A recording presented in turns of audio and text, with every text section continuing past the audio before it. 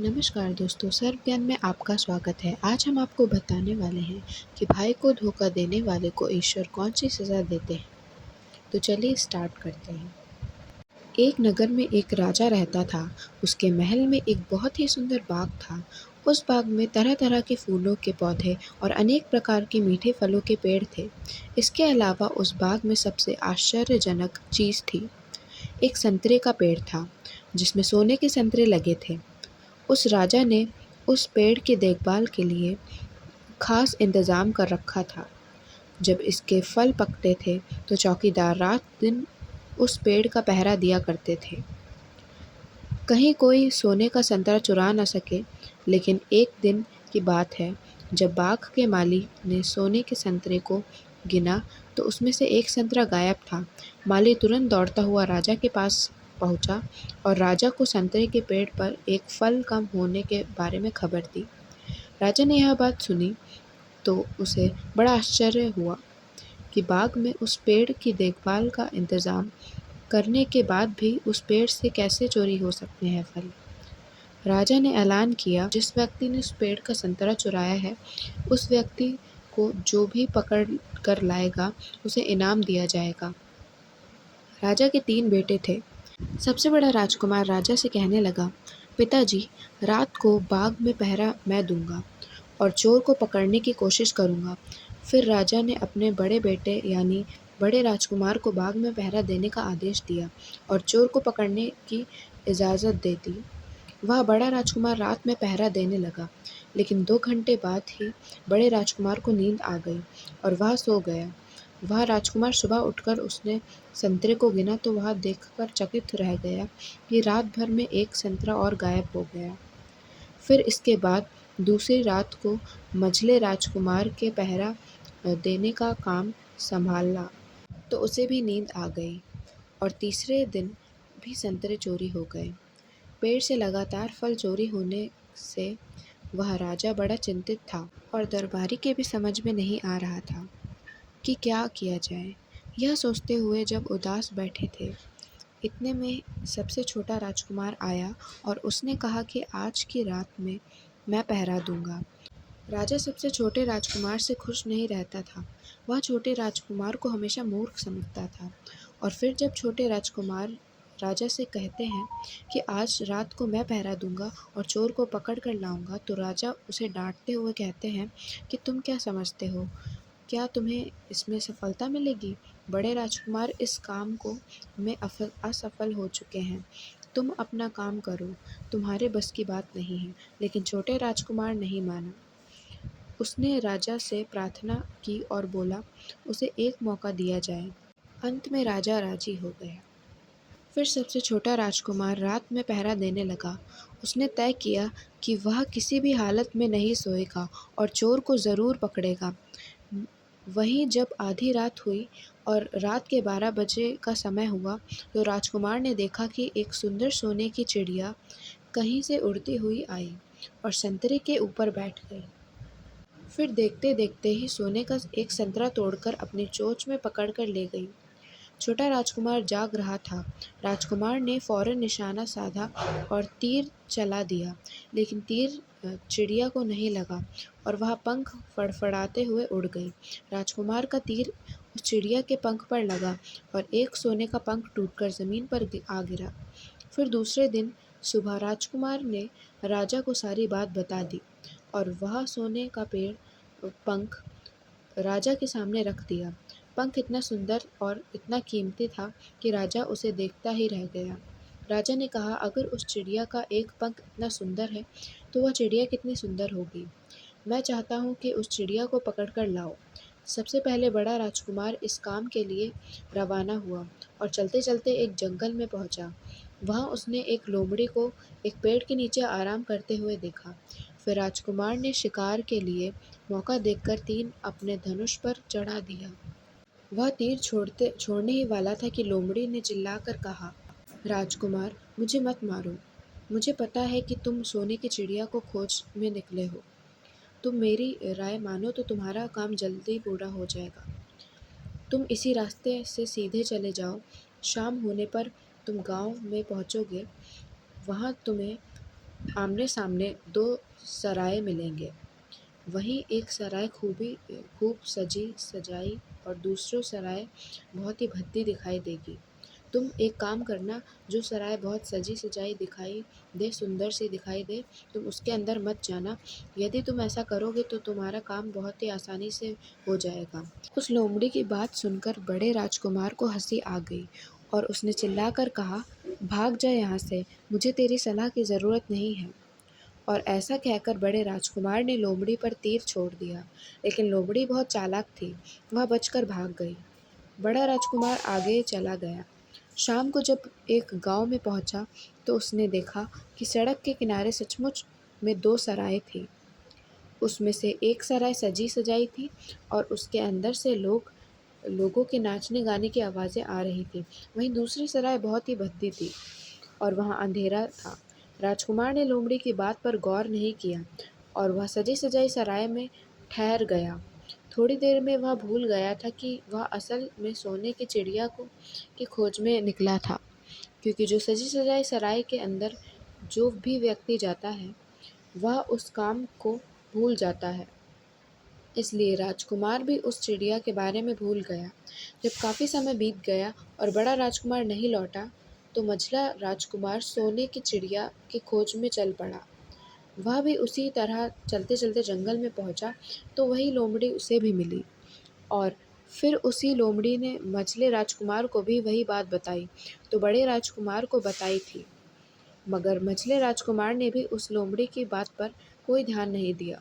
जब शाम को वह उस गांव में पहुंचा तो बड़े राजकुमार की तरह सजी सजाई सराय में ठहर गया और वहां के नाच गाने के रंग में मस्त होकर वह भी अपना काम भूल गया। यहाँ तक कि उसे घर लौटने की भी सुध नहीं थी। अंत में सबसे छोटा राजकुमार ने राजा से कहा कि मैं सोने की चिड़िया की खोज में जाऊंगा। तो राजा को विश्वास नहीं हुआ और वह कहने लगा, जब उससे बड़े दोनों राजकुमार इस काम में सफल नहीं हुए तो तुझे क्या सफलता मिलेगी। लेकिन छोटे राजकुमार ने जिद की और उसके जिद करने पर राजा ने अपने छोटे राजकुमार को इजाज़त दे दी। वह छोटा राजकुमार तैयार होकर सोने की चिड़िया की खोज में निकला। वह वह भी चलते चलते जंगल में पहुंच गया। उसे भी लोमड़ी मिली। राजकुमार ने लोमड़ी की बात को ध्यान से सुना तो लोमड़ी से कहा, ठीक है, तुम जैसा कहती हो मैं वैसा ही करूँगा। राजकुमार लोमड़ी से कहते हैं, अब तुम आओ, मैं तुम्हें नहीं मारूंगा। छोटे राजकुमार की बात सुनकर वह लोमड़ी बहुत ही खुश होकर बोली, तुम सबसे अच्छे लड़के मालूम पड़ते हो। तुमने मेरी बात का मजाक नहीं बनाया और मुझ पर तीर नहीं चलाया। मैं तुमसे बहुत खुश हूँ और मैं तुम्हारी मदद करूँगी। तुम एक काम करो, आओ, तुम मेरी पूँछ पर बैठ जाओ। मैं तुम्हें उस सराय तक पहुँचा दूँगी जिस सराय में तुम्हें रुकना है और वहाँ से तुम्हारा काम बहुत ही आसान हो जाएगा। वहीं देखते-देखते ही उस लोमड़ी की पूँछ काफ़ी बड़ी हो गई और राजकुमार उस पर बैठ गया। उसके बैठते ही लोमड़ी हवा में उड़ने लगी और थोड़ी ही देर में मैदानों और पहाड़ों को पार करके उस गांव में जा पहुंची। वहीं राजकुमार ने उस लोमड़ी की सलाह को मानकर छोटी और पुरानी सराय में ही अपना डेरा डाल दिया। वह सजी सजाई सराय नहीं थी और उस दूसरी सजी सजाई सराय में काफ़ी दूर रहा। फिर दूसरे दिन सुबह उठकर जब वह आगे बढ़ा तो कुछ दूर चलने पर ही उसे वह लोमड़ी फिर रास्ते में मिल गई। लोमड़ी ने उससे कहा, अब मैं तुम्हें बताती हूँ कि आगे क्या करना है। लोमड़ी ने कहा, तुम सीधे चले आओ, आगे चलने पर तुम्हें एक बहुत बड़ा किला मिलेगा जिस पर सिपाही पहरा देते हुए होंगे। तुम सिपाहियों से डरना नहीं और सीधे अंदर चले जाना, क्योंकि उस समय वह सिपाही सो रहे होंगे और तुम बेधड़क होकर किले में घुसते जाना और उनके कमरों को पार करते हुए उस जगह पर पहुंच जाना जहां लकड़ी के एक मामूली पिंजरे में सोने की चिड़िया बंद होगी और वहां पहुंचकर तुम चिड़िया को पिंजरे सहित उठाकर ले आना। लेकिन एक बात का ध्यान रखना, चिड़िया के पिंजरे के पास ही एक बहुत सुंदर सा सोने का पिंजड़ा भी है, तुम्हें दिखाई देगा। तुम भूल कर भी उस सोने के पिंजरे चिड़िया को सोने के पिंजरे में मत रखना। तुम उसमें रखने की कोशिश करोगे तो बाद में पछताओगे। और फिर ऐसा कहकर लोमड़ी ने राजकुमार को फिर से अपनी पूँछ पर बैठाकर थोड़ी देर में उस किले के पास पहुँचा दिया। अब राजकुमार ने किले के पास जाकर देखा कि सचमुच में पहरेदार सो रहे हैं, और फिर छोटा राजकुमार बिना डरे हुए सीधा महल में घुस गया और थोड़ी ही देर में बाद में उस कमरे में जा पहुंचा, जहां सोने की चिड़िया एक पिंजरे में बैठी हुई थी। उस पिंजरे के पास एक सोने के 3 संतरे पड़े हुए थे। फिर तो उन 3 संतरों को देखकर राजकुमार ने फौरन पहचान लिया कि यह 3 संतरे उसके पिता के बाग के ही हैं। सोने की चिड़िया इतनी सुंदर थी कि राजकुमार उस चिड़िया को देखते ही रह गया, और वह उस चिड़िया को उठाकर लाने ही वाला था कि उसकी नज़र पास ही पड़े एक सुंदर पिंजरे में पड़ गई। वह पिंजरा बहुत सुंदर था और उसमें तरह-तरह के कीमती पत्थर जड़े हुए थे। और फिर उस सुंदर सोने के पिंजरे को देखकर छोटे राजकुमार के मन में लालच आ गया, और उसने सोने की चिड़िया के लिए वही पिंजरा ठीक समझा, और राजकुमार लोमड़ी की बात को भूल गया कि उसे सोने के पिंजरे को छूना भी नहीं है। मगर राजकुमार लोमड़ी की बात भूलकर और सोने की चिड़िया को उस लकड़ी के पिंजरे से निकाल कर उस सोने के पिंजरे में बंद कर दिया। लेकिन नए पिंजरे में आते ही वह सोने की चिड़िया ज़ोर-ज़ोर से शोर मचाने लगी, और राजकुमार पिंजरे को उठाकर कमरे से बाहर भी नहीं निकाल पाया, क्योंकि चिड़िया के शोर मचाने से, उसकी आवाज़ से सिपाही कमरे में पहुंच गए और उन्होंने राजकुमार को पकड़ लिया। फिर राजकुमार को अपनी भूल का पता चला। उसे याद आया कि लोमड़ी ने उसे कहा था, लेकिन अब क्या हो सकता है? सिपाही उस छोटे राजकुमार को पकड़कर राजा के दरबार में ले आए। पूछने पर राजकुमार ने सारी बात राजा को बता दी। फिर राजकुमार की बात को सुनकर राजा ने कहा कि तुम मेरे महल में चोरी करने के लिए घुसे थे। मैं तुमको माफ़ नहीं कर सकता, तुम्हें फांसी की सज़ा दी जाएगी, लेकिन मैं तुम्हें एक मौका दे सकता हूँ। अगर तुम मेरे लिए सोने का घोड़ा लाकर दो, तो मैं तुम्हें ना सिर्फ छोड़ दूँगा बल्कि सोने की चिड़िया तुमको दे दूँगा। राजकुमार को अपनी जान बचाने के लिए राजा की शर्त माननी पड़ी, और वह सोने के घोड़े की तलाश में निकल पड़ा। वह किले के बाहर जाने पर छोटे राजकुमार ने देखा कि लोमड़ी उसका इंतज़ार कर रही है, और फिर उसने लोमड़ी को सारी बातें बताई। तो लोमड़ी ने निराश होते हुए कहा कि मैं अब तुम्हारी कोई मदद नहीं करूँगी। तुमने मेरे कहने के अनुसार काम नहीं किया है। मैंने जिस तरह से कहा था, अगर तुम उस तरह से काम करते तो मुसीबत में कभी नहीं फँसते, और सोने की चिड़िया भी तुम्हारे हाथ में होती। वह राजकुमार बोला, मुझे माफ़ कर दो, मुझसे गलती हो गई। मेरा काम तुम्हारी सहायता के बिना नहीं हो सकता। मुझे राजा ने सोने का घोड़ा लाने के लिए कहा है, वरना वह मुझे फांसी पर चढ़ा देगा। वह राजकुमार की बात सुनकर लोमड़ी ने कहा, खैर मैं तुम्हें माफ़ करती हूँ। अब तुम ऐसा करो कि मेरी पूँछ पर बैठ आओ। और लोमड़ी ने कहने लगी कि कुछ दूर जाने पर तुम्हें एक दूसरा किला मिलेगा। इस किले के घुड़साल में तुम्हें सोने का घोड़ा बंधा हुआ मिलेगा। महल के नौकर-चाकर सब सो रहे होंगे। तुम चुपचाप घोड़े को खोलकर ले आना, लेकिन एक बात याद रखना, वहाँ घोड़े के पास ही घोड़े पर कसने के लिए 2 जीन रखी होंगी। उनमें से एक तो बहुत पुरानी चमड़े की जीन होगी और दूसरी सोने की जीन होगी। तुम सोने की जीन को छूना भी मत, और उस घोड़े पर पुरानी चमड़े की जीन को कसकर सवार हो जाना, और उसे दौड़ते हुए किले से बाहर अ, चले आना। लोमड़ी की बात सुनकर छोटे राजकुमार ने वादा किया कि वह ठीक वैसा ही करेगा जैसा लोमड़ी ने कहा। राजकुमार को अपनी अपनी पूँछ पर बैठाया और कुछ ही देर में किले के पास पहुँचा दिया। वहीं किले के पास पहुँचते ही लोमड़ी ने राजकुमार को उतारा और फिर वहाँ से चली गई। राजकुमार सीधे किले में घुस गया और अंदर जाकर उसने देखा कि वहाँ सभी नौकर चाकर सो रहे हैं। फिर थोड़ी ही देर में वह किले की घुड़साल में पहुँच गया। राजकुमार ने पास जाकर देखा तो वह घोड़ा सचमुच सोने का था। ऐसा सुंदर सोने का घोड़ा उसने सपने में भी नहीं देखा था। राजकुमार ने आगे बढ़कर उस सोने के घोड़े को खोल लिया। जब वह बाहर निकलने लगा तो उसकी नज़र एक कोने में पड़ी सोने की जीन पर पड़ी। वह जीन बहुत ही सुंदर थी, उसमें हीरे मोती जड़े हुए थे। उसके पास ही एक फटा पुराना चमड़े का जीन पड़ी हुई थी। वह राजकुमार सोचने लगा कि इतने सुंदर घोड़े पर यह पुरानी चमड़े की जीन कसना राजकुमार को शोभा नहीं देगा। और फिर ऐसा सोचकर वह राजकुमार सोने की जीन को उठा लेता है और घोड़े पर कसना शुरू कर देता है। फिर जैसे ही घोड़े की पीठ पर वह जीन अ, सोने की कसता है, वैसे ही घोड़ा ज़ोर-ज़ोर से हिनहिनाने लगता है और किले के नौकर जाग जाते हैं।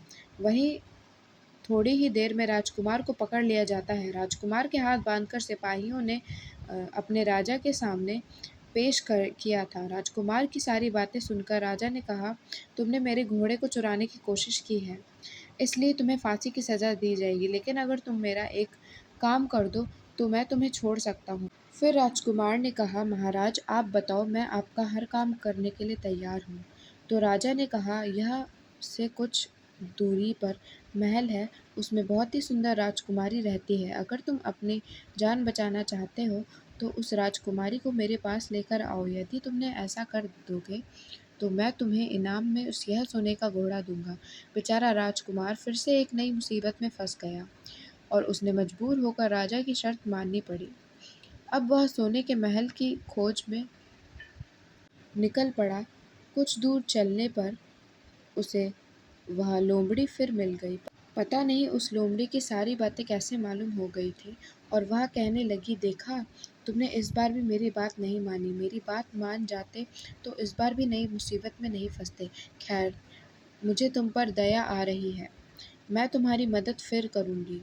चलो, तुमको सोने के महल के पास पहुँचा देती हूँ। तुम महल के बाहर ही कहीं पर छुपे रहना। जब महल में शाम के समय राजकुमारी तालाब में नहाने के लिए बाहर आए तो तुम आगे बढ़कर उसका हाथ पकड़ लेना और डरना नहीं। जैसे ही तुम उस राजकुमारी को छुओगे, राजकुमारी तुम्हारे साथ आने के लिए राज़ी हो जाएगी। लेकिन एक बात याद रखना, तुम उसको वहाँ से सीधे अपने साथ ले आना, उसे वापस महल में मत जाने देना।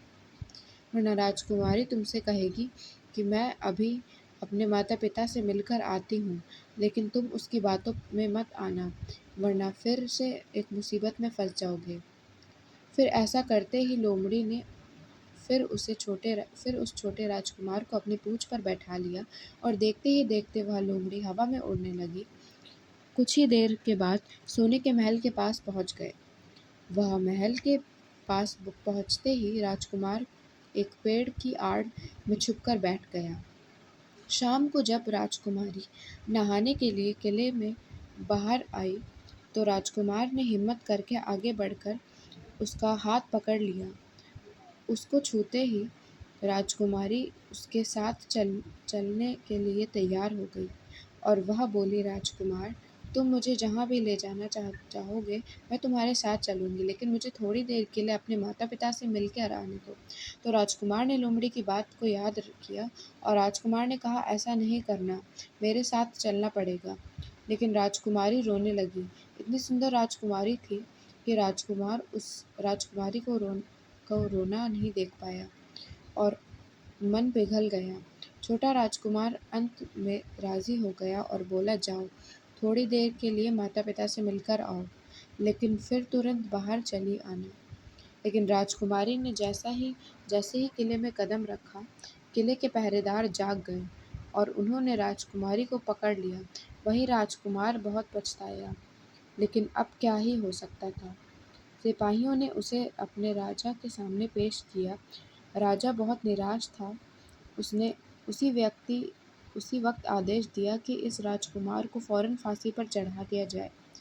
फिर तो फांसी का आदेश सुनने के बाद में राजकुमार रोने लगा, गिड़गिड़ाने लगा। इस पर राजा ने थोड़ी देर सोच विचार किया और अपने आदेश को वापस नहीं ले सकता। लेकिन अगर तुम मेरा एक काम कर दो तो मैं तुम्हारी जान बचा सकता हूँ। फिर राजकुमार ने कहा, ठीक है, आप जो भी कहोगे मैं आपका काम करूँगा। तो राजा ने कहा, हमारे किले के ठीक सामने एक बहुत ही बड़ा पहाड़ है। इसके कारण हमारे किले की सुंदरता नष्ट होती है। अगर तुम 8 दिन में इस पहाड़ को खोदकर साफ कर दो, तो हम तुम्हें क्षमा कर देंगे और राजकुमारी का विवाह भी तुम्हारे साथ करा देंगे। तब राजकुमार किले के बाहर आकर पहाड़ को देखने लगा। उसके हाथ में एक छोटी-सी कुदाल थी। उसके समझ में नहीं आ रहा था कि इतना बड़ा पहाड़ आखिर वह 8 दिन में कैसे खोद सकता है। फिर भी राजकुमार अपनी जान बचाने के लिए उस पहाड़ को खोदना शुरू कर देता है। धीरे-धीरे 7 दिन बीत गए। इतने दिन तक लगातार खोदने पर भी पहाड़ का सिर्फ एक कोना कोना खुदा था। राजकुमार अंत में दुखी होकर बैठ गया और उसे अब अपने आप पर बहुत ही अधिक क्रोध आ रहा था और मन ही मन कह रहा था कि अगर मैंने लोमड़ी की बात मान ली होती तो कितना अच्छा होता। लोमड़ी ने मुझे हर बार सही सलाह दी और मैंने हर बार उसका कहना नहीं माना। नई-नई मुसीबत में फंसता गया। राजकुमार इस तरह सर झुकाए बैठा था कि अचानक से उसे पैरों के पास लोमड़ी पूँछ हिलती दिखाई दी। फिर उसने नज़र उठाकर देखा तो वहाँ सचमुच लोमड़ी खड़ी थी। फिर लोमड़ी ने मुस्कुराते हुए कहा, क्यों, क्या हाल है? इस बार तो तुम्हारी मदद करने की मेरी ज़रा भी इच्छा नहीं है, लेकिन मैं 7 दिन से तुमको पहाड़ खोदते हुए देख रही हूँ। मुझे तुम पर दया आ गई और मैं तुम्हारी मदद करने के लिए चली आई। जाओ, तुम बहुत थक गए होगे, सो जाओ और थोड़ी ही देर में तुम्हारा काम पूरा कर दूँगी। और फिर इस बार राजकुमार ने तय कर लिया कि अब वह लोमड़ी जैसा कहेगी वैसा ही करेगा और फिर चुपचाप उठ करके वह राजकुमार एक तरफ सोने के लिए चला गया। वहीं थोड़ी ही देर में राजकुमार को नींद आ गई और सुबह वह सो कर के उठा तो उसे अपनी आँखों पर विश्वास नहीं हो रहा था। वहाँ कहीं भी पहाड़ का नामो-निशान भी नहीं था और महल का सुंदर दृश्य दिखाई दे रहा था। वहीं तो राजकुमार सीधा राजा के पास पहुँचा। राजा उसके काम में बहुत ही खुश था। उसने तुरंत ही अपने वादे के अनुसार राजकुमारी के साथ उसका विवाह करा दिया। जब राजकुमार उस सुंदर राजकुमारी के साथ में कुछ दूर चला तो उसे रास्ते में फिर वही लोमड़ी मिली। लोमड़ी कहने लगी, बधाई हो राजकुमार, राजकुमारी के साथ तुम्हें देख करके मुझे बड़ी खुशी हो रही है, लेकिन अब तुम्हें सोने का घोड़ा और सोने की चिड़िया भी प्राप्त करनी चाहिए, क्योंकि वह दोनों चीज़ तुम्हारे ही लायक हैं और तुम उन्हें आसानी से प्राप्त कर सकते हो। फिर राजकुमार बोला, लेकिन भला मुझे सोने का घोड़ा और सोने की चिड़िया कैसे मिल सकती है? मैं तो इस राजकुमारी को भी उस राजा के लिए लेकर जा रहा हूँ, जिसने राजकुमारी के बदले में मेरी जान बख्शी थी।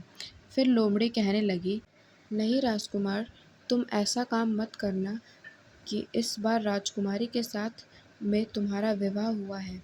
अब यह सिर्फ तुम्हारी है। अगर तुम मेरे कहने के अनुसार काम करोगे तो तुम्हें सोने का घोड़ा और सोने की चिड़िया भी मिल जाएगी। तुम सबसे पहले इस राजकुमारी को लेकर सोने के घोड़े वाले राजा के पास जाओ। राजा जब राजकुमारी को देखेगा तो खुश हो जाएगा और खुश होकर वह तुम्हें सोने का घोड़ा दे देगा। फिर तुम घोड़े पर सवार होकर जाना और सवार होकर सबसे विदा लेना। वहीं राजकुमारी से तुम बाद में विदा लेना और जैसे ही तुम राजकुमारी के पास पहुँचोगे तो तुम हाथ पकड़कर घोड़े के ऊपर ले लेना और घोड़े को दौड़ा देना, क्योंकि सोने का घोड़ा इतना तेज़ दौड़ता है कि दुनिया का तेज़ से भी तेज़ घोड़ा उसकी बराबरी नहीं कर सकता। जाओ, तुम पहले इतना काम पूरा करके आओ, उसके बाद आगे क्या करना है वो मैं बताऊँगी। जब तुम घोड़ा और राजकुमारी को लेकर जाओगे तो तुम्हें वहाँ आगे रास्ते में फिर मिलूँगी। राजकुमार ने ठीक वैसा ही किया जैसा लोमड़ी ने उससे कहा। जब सोने के घोड़े वाले राजकुमार ने खुश होकर उसे इनाम में सोने का घोड़ा दिया, तो राजकुमार उस पर सवार होकर और सबसे विदा लेने लगा। अंत में वह राजकुमार राजकुमारी को उठाकर घोड़े पर बैठाकर घोड़े को तेज़ी से दौड़ाते हुए किले से बहुत दूर निकल गया। वहीं रास्ते में एक पेड़ के नीचे लोमड़ी उसका इंतज़ार कर रही थी और उसे देखकर लोमड़ी बोली, शाबाश, अब तुम सोने की चिड़िया भी प्राप्त कर लो। जब तुम सोने की चिड़िया वाले राजा के पास पहुँचोगे तो वह उस सोने के घोड़े को देखेगा और बहुत खुश हो जाएगा।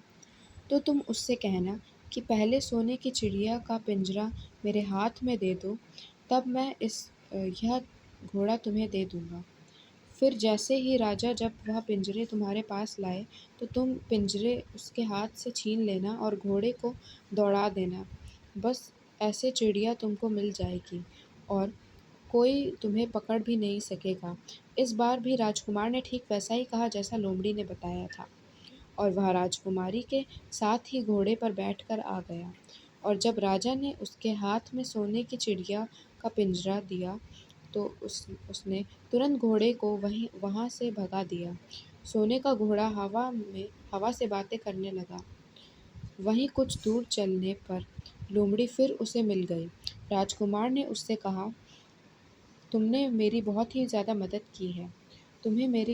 तुम्हारी वजह से मुझे ना सिर्फ सोने की चिड़िया मिली बल्कि सोने का घोड़ा और इतनी सुंदर राजकुमारी भी मिल गई। बताओ मैं तुम्हें क्या इनाम दूँ? मैं तुमको कुछ ना कुछ देना चाहता हूँ। फिर राजकुमार की बात को सुनकर वह लोमड़ी कहने लगी, अगर तुम खुश हो तो मेरा एक काम कर दो। तुम मुझ पर एक तीर चलाकर मुझे मार दो। इस समय तुम यही सबसे बड़ा काम कर दो मेरे लिए। फिर लोमड़ी की बात सुनकर राजकुमार कहने लगा, भला ऐसा कैसे हो सकता है कि तुमने मेरी मदद की हो और बदले में मैं तुम्हें मार दूँ? ऐसा कभी नहीं कर सकता मैं। फिर तो ऐसा सुन करके वह लोमड़ी बहुत दुखी हो गई और बोली, अगर तुम मेरा यह काम भी नहीं कर सकते हो तो फिर ठीक है, जाओ। लेकिन जाने से पहले तुम्हारी भलाई के लिए मैं तुम्हें दो बातें बता रही हूँ। अब हमेशा ध्यान रखना कि पहली बात तो यह है कि कभी भी किसी भी कुएं की दीवार पर मत बैठना और दूसरी बात यह है, ऐसे लोगों के लिए कभी धन खर्च मत करना जिन्हें फांसी मिलने वाली हो।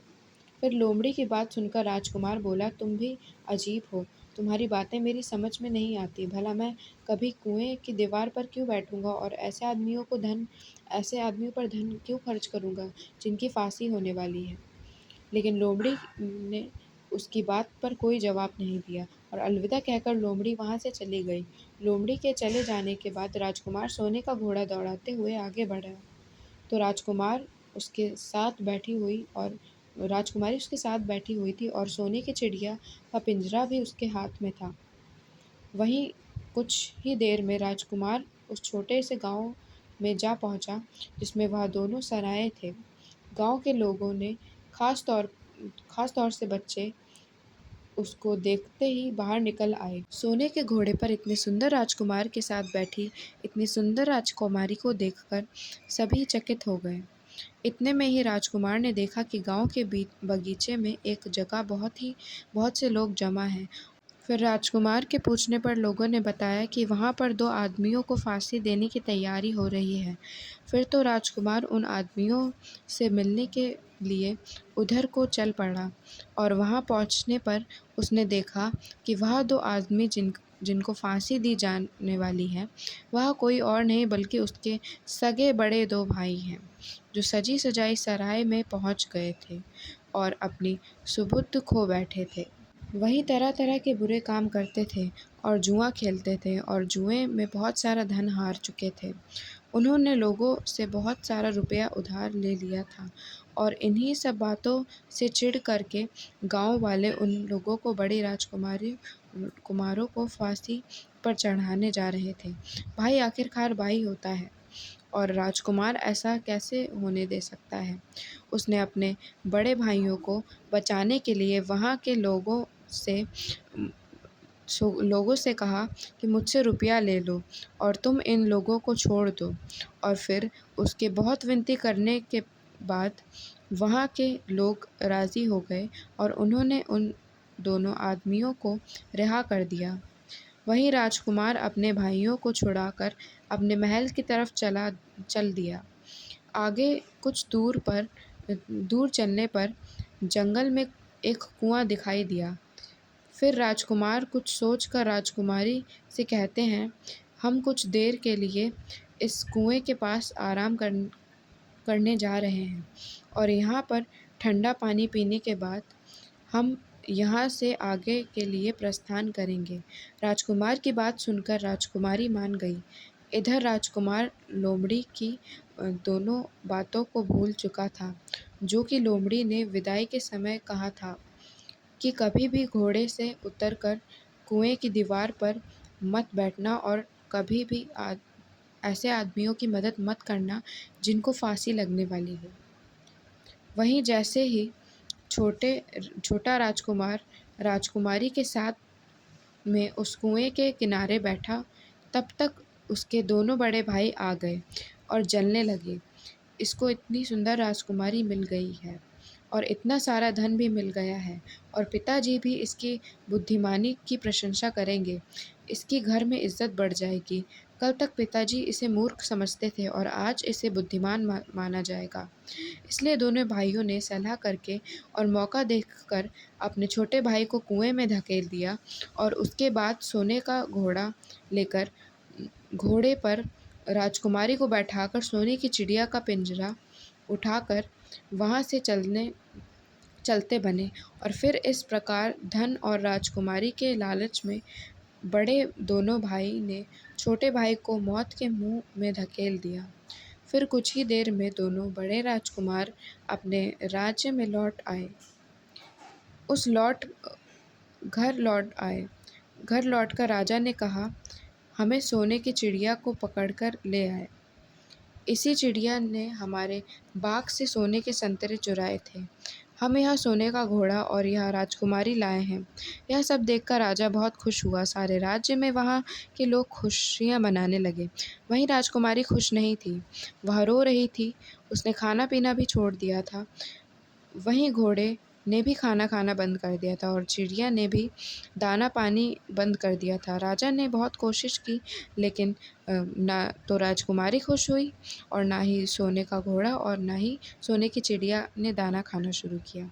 उधर वह छोटा राजकुमार कुएं में गिर गया था, लेकिन वह मरा नहीं था। कुआं बहुत गहरा था, लेकिन उसमें पानी बहुत कम था और उस लोमड़ी की बात याद आ गई तो वह पछताने लगा और सोचने लगा, अगर मैंने उस लोमड़ी का कहा मान लिया होता और शायद घोड़े से उतरकर उस कुएं के पास दीवार पर नहीं बैठता और मैंने अपने दोनों लालची भाइयों की मदद नहीं की होती, तो शायद आज मैं इस कुएं में ना पड़ा होता। उस राजकुमार ने जैसे ही लोमड़ी को पुनः याद किया, लोमड़ी कुएं पर आ पहुंची और बोली, देखा राजकुमार, मैंने पहले ही तुम्हें समझाया था कि किसी कुएं की दीवार पर मत बैठना और ऐसे आदमियों की मदद मत करना जिन्हें फांसी लगने जा रही हो, लेकिन तुम नहीं माने। खैर चलो, अब आखिरी बार मैं तुम्हारी मदद कर देती हूँ। तुम मेरी पूँछ पकड़कर कुएं कुएं से बाहर निकल आओ। और ऐसा करके लोमड़ी ने अपनी पूँछ कुएं में लटका दी। देखते ही देखते उसकी पूँछ बहुत ही लंबी हो गई, इतनी लंबी हो गई कि कुएं के पैंदे में पड़े राजकुमार के पास तक जा पहुंची। वहीं राजकुमार पूँछ को पकड़कर कुएं से बाहर निकल आया और फिर लोमड़ी ने उससे कहा, अब तुम अपने घर जाओ, लेकिन जरा होशियार रहना। तुम्हारे भाई तुम्हारी जान के दुश्मन हैं। वह लोग निश्चित तुम्हें मार देंगे। और राजकुमार घर की ओर चल पड़ा। अपने राज्य में पहुंचने पर उसे एक भिखारी मिला, तो भिखारी को उसने अपनी सुंदर कपड़े दान में दे दिए और उसके फटे पुराने कपड़े पहन लिए।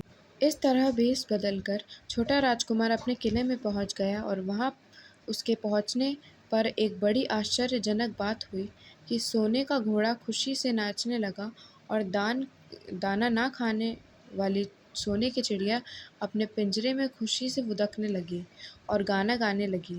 राजकुमारी ने भी अपने आंसू पोंछ लिए और वह भी खुश दिखाई देने लगी।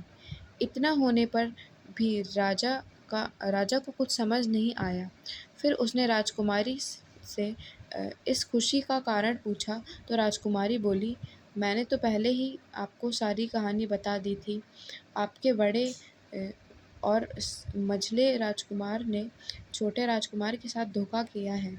उन्होंने आपके साथ भी धोखा किया है, लेकिन अब आपका छोटा राजकुमार यहाँ पर पहुँच चुका है, इसलिए मुझे बहुत ही खुशी हो रही है। उसी के साथ मेरी शादी हुई है और मैं उसी के साथ खुश रह सकती हूँ। फिर राजकुमारी ने राजा से इतना बात कहकर मैले फटे पुराने कपड़े पहने, एक आदमी की तरफ इशारा किया और बोली, महाराज वो देखिए आपका छोटा राजकुमार खड़ा है। राजा ने भी अपने छोटे राजकुमार को पहचान लिया और उस राजा ने अपने छोटे बेटे के बारे में विचार बदल लिए। वह सोचने लगे कि मेरा छोटा बेटा मूर्ख नहीं बल्कि सबसे होनहार और बुद्धिमान है। अब तो वह उसको बहुत ही समझदार और बहादुर मानने लगा और अपने सबसे छोटे बेटे को सबसे अधिक प्यार करने लगा। और फिर राजा ने छोटे राजकुमार को राजगद्दी पर बैठाने का निश्चय किया। राजा ने कहा कि भाई को कभी भी भाई की पत्नी को हड़पना नहीं चाहिए और ना ही भाई को कभी हिस्सा हड़पना चाहिए, ना ही लालच में आकर भाई को मौत के घाट उतारना चाहिए। जो भी भाई अपने भाई के साथ ऐसा करता है, उसे दंडित अवश्य करना चाहिए। राजा कहते हैं कि बड़े और मझले राजकुमार ने अपने छोटे भाई को ही धोखा नहीं दिया बल्कि राजा को भी धोखा दिया है। इससे राजा अपने बड़े राजकुमारों से बहुत ही नाराज़ था और फिर उसने दोनों बड़े राजकुमारों को सज़ा देने का ऐलान किया और अपने राज्य से हमेशा के लिए निकलवा दिया। और राजा कहने लगा, जो भाई अपनी भाई की पत्नी को छीनना चाहता है, जो भाई के साथ में गलत व्यवहार करता है, जो भाई के धन को हड़प लेता है, ऐसे भाई को हमेशा के लिए घर से बेघर होना पड़ता है। यही विधि का विधान है। जब राजा ने अपने दोनों बड़े राजकुमारों को राज्य से हमेशा के लिए निकलवा दिया, उसके बाद में बड़ी धूमधाम के साथ राजकुमारी के साथ राजकुमार का विवाह हो गया और फिर छोटा राजकुमार अपनी पत्नी के साथ में सुख से रहने लगा। वह छोटा राजकुमार उस लोमड़ी को नहीं भूला जिसने उसकी सहायता की थी और एक दिन समय निकालकर वह जंगल में उस लोमड़ी की खोज में निकला। बहुत ढूँढने के बाद में एक पेड़ के खोखले भाग में उसने उस लोमड़ी को चुपचाप बैठा हुआ देखा। लोमड़ी बहुत उदास थी और पहले से बहुत ही ज़्यादा कमज़ोर हो गई थी। राजकुमार को देखते ही लोमड़ी ने उसे पहचान लिया और कहा, आओ राजकुमार, आज इधर आना कैसे हुआ? तो राजकुमार ने कहा, मैं आज तुम्हें ही ढूँढने के लिए आया हूँ। चलो मेरे बाग में, आराम से रहना, वहाँ तुम्हें किसी भी चीज़ की तकलीफ़ नहीं होगी। यहाँ तो जंगल में तुम्हें खाने-पीने की भी तकलीफ़ होती है और जंगली जानवरों और शिकारियों का भी डर है, हमेशा बना रहता है। लोमड़ी ने कहा, नहीं राजकुमार, मैं यहाँ पर ठीक हूँ और भला अब तुम्हें मेरे दुखों से क्या लेना-देना? तुम्हारा काम निकल गया, अब तुम राजकुमारी के साथ सुखपूर्वक अपने महल में राज करो। फिर लोमड़ी की बात सुनकर छोटा राजकुमार बोला, नहीं, तुमने मेरे पर बड़ा उपकार किया है। मैं तुम्हें इनाम देना चाहता हूँ और अपने साथ ही रखना चाहता हूँ। राजकुमारी भी बहुत खुश होगी, वह भी तुमसे मिलना चाहती है। तो लोमड़ी ने कहा, अगर तुम सचमुच मुझे इनाम देना चाहते हो तो मेरा एक काम कर दो। मैंने तुमसे पहले भी कहा था कि तुम मुझे तीर चलाकर मार दो, इसी से मेरा लाभ होगा। असल में मैं तुम्हें अपनी कहानी सुनाती हूँ। एक जादूगर ने मुझ पर जादू कर रखा है। मैं लोमड़ी नहीं हूँ, मुझे उसके जादू के प्रभाव से लोमड़ी के रूप में रहना पड़ रहा है। मैं तो उस देश की राजकुमारी हूँ जहाँ के एक राजकुमार से मेरा विवाह हुआ था। असल में वह राजकुमार मेरा छोटा भाई है जिससे मेरी शादी हुई थी। अगर तुम तीर चलाकर मुझे मार दोगे तो मैं इस जादू के प्रभाव से मुक्त हो जाऊंगी और फिर मैं राजकुमार बनकर अपने देश लौट सकूंगी।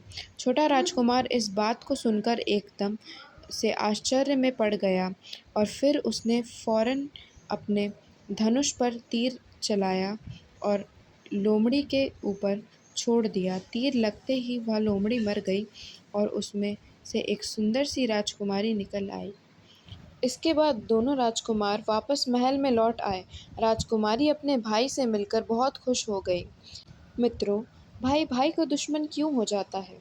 तो समझ लो, धन के लोभ में आकर व्यक्ति भाई जैसे पवित्र रिश्ते को भूल जाता है और धनवान होने के चक्कर में भाई भाई की हत्या कर देता है।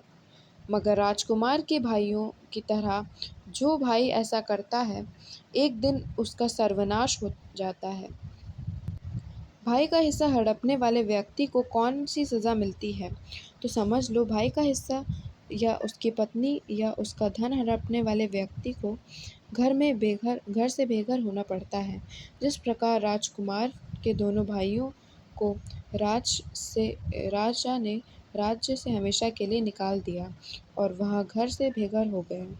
इसलिए भाई जैसे पवित्र रिश्ते को कभी कलंकित नहीं करना चाहिए। भाई-भाई के बीच में जहाँ प्रेम रहता है, वहाँ घर स्वर्ग के समान रहता है। मित्रों, वास्तव में एक भाई को हमेशा दूसरे भाई की मदद करनी चाहिए, ना कि उसको बर्बाद करना चाहिए। मित्रों, कहानी कैसी लगी? कमेंट कर ज़रूर बताएं। वीडियो को लाइक, शेयर करें और हमारे चैनल को सब्सक्राइब करें। धन्यवाद।